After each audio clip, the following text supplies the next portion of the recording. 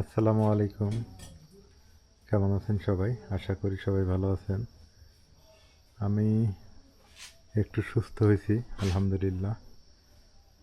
মানে একটু বলতে ভালোই সুস্থ। আমি এখন চলাফেরা করতে পারতেছি ভালোই, বাট এখনও কোমরের মধ্যে ব্যথাটা আছেই।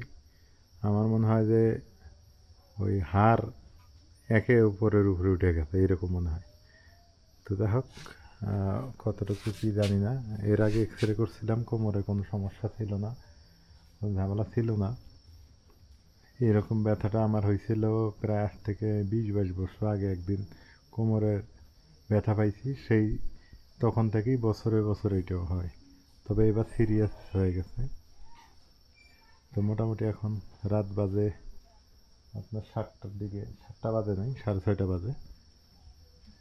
রাত বলা যাবে না, সন্ধ্যার 6:30। এইদিকে যে রুটি, রাতের জন্য আমাদের খাবার, রুটি ভাজা হয়ে গেছে অলরেডি।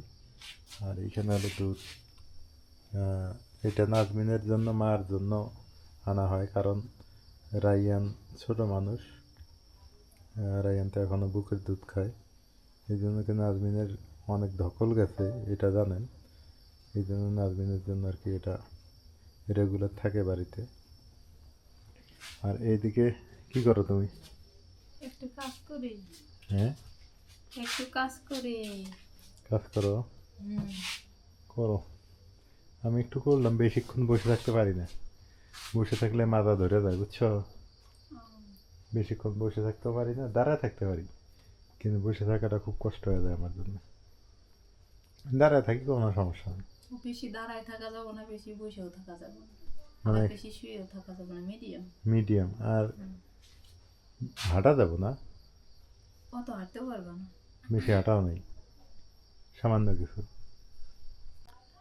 চাদর পরছি, ঠান্ডা লাগতেছে। যে অলরেডি চাদর গায়ে জড়ায় নিছি, ভালোই ঠান্ডা পড়তেছে। নাজমিনের ঠান্ডা লাগে না? না, হ্যাঁ, আমার খালি পায়ে ঠান্ডা লাগে। ওর আবার মানে পায়ে ঠান্ডা লাগে, আমার আবার শরীরে একটু ঠান্ডা লাগতেছে। আমার শরীরে ঠান্ডা লাগে না। আমার কাশিও আসতেছে, মানে আবার ঠান্ডা জ্বর হওয়ার সম্ভাবনা দেখতেছি আমি। আজকে কয়দিন পর রে, প্রায় 7-8 দিন পর মোটরসাইকেল বের করছি না। গাড়িটা স্টার্ট না দিলে গাড়িটাও সমস্যা। অমনি কষ্ট করেও আর কি ব্যথা পাই নাই, ব্যথা তোলা নাই, আস্তে আস্তে আস্তে আস্তে আর কি রান করছি। একটু বেশি দূরে যাইনি, বাজারে গেছি, বাড়ির পাশে বাজার থেকে একটু হালকা পাতলা বাজার করে নিয়ে আসছি। এই বাতিটা আমাদের সারা রাত থাকে এখানে, সারা রাত্রি জ্বালিয়ে রাখি। কারণ হলো যে গ্রামের বাড়ি তো, সারা রাত জ্বালাতে হয়, দরকার আছে। আর আমি তো সারা রাত জেগে জেগে কাজ করি, তারপরও আর কি লাইট জ্বালায় রাখি।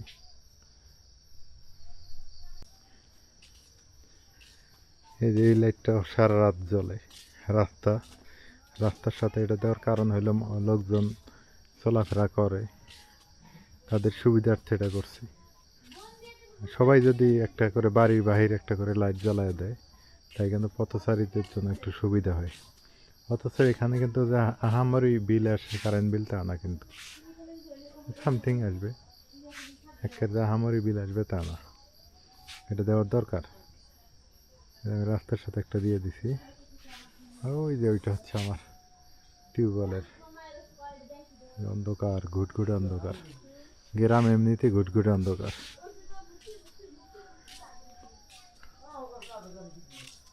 আমরা আগে এই অন্ধকারে সাইকেল চালাইছি, জানেন? এই অন্ধকারে আমরা কিন্তু সাইকেল চালাইতে পারি। গ্রামের ছেলে মানুষ, ছেলে বলে কথা, বা গ্রামের মানুষ বলে কথা। এইভাবে ঘুটঘুটে অন্ধকারের ভিতরে আমরা সাইকেল রান করতে পারি। রাতের বেলা একটু বাজার আসলাম, ওই গ্যাসের ট্যাবলেট নিতে হবে, ওষুধ খাইতে হবে তো। আমাদের গ্রাম্য বাজার, কলা বের হয়েছে। কি ভাই, এলে মালভোগ কলা না মনুয়া? হ্যাঁ, এটা মনুয়া কলা বানায় না? মালভোগ চিনি চাম্পা চিনি চাম্পা কত করে এগুলা 30 20 টাকা 20 টাকা হালা নেওয়া যায়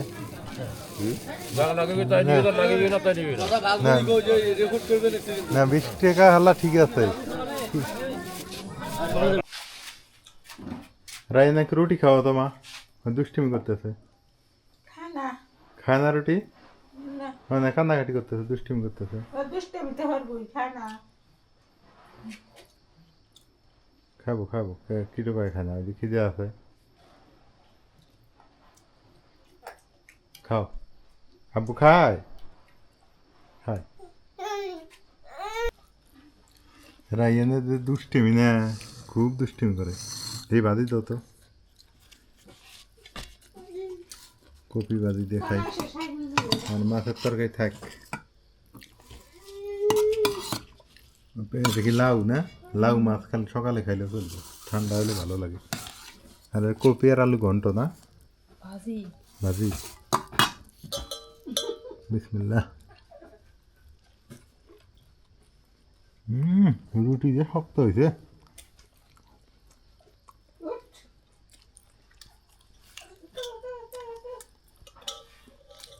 রাতের খাওয়া দাওয়া